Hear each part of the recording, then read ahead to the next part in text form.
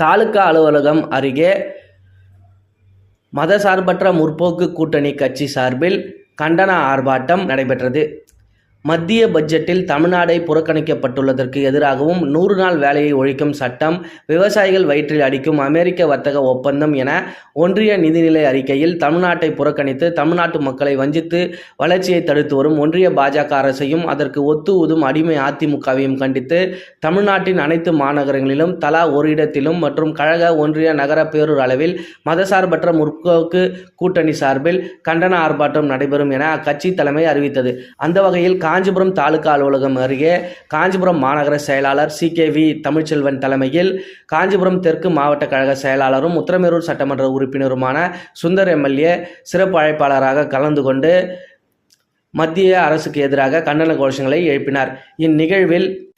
இந்நிகழ்வில் காஞ்சிபுரம் சட்டமன்ற உறுப்பினர் CVMP எழிலரசன், மாநகராட்சி மேயர் மகாலட்சுமி யுவராஜ், திமுக தலைமை செயற்குழு உறுப்பினர் MS சுகுமார், பகுதி கழக செயலாளர்கள் தசரதன், திலகர், வெங்கடேசன், சந்துரு, ஒன்றிய கழக செயலாளர்கள் PM குமார், படுநெல்லி பாபு, மாவட்ட இளைஞரணி அமைப்பாளர் யுவராஜ், விளையாட்டு மேம்பாட்டு அணி அமைப்பாளர் ராதாகிருஷ்ணன், விடுதலை சிறுத்தை கட்சியின் காஞ்சிபுரம் சட்டமன்ற தொகுதி செயலாளர் அருள்நாதன், கம்யூனிஸ்ட் கட்சியை சேர்ந்த நிர்வாகிகள், காஞ்சிபுரம் மாநகராட்சி துணை மேயர் குமரகுருநாதன் மற்றும்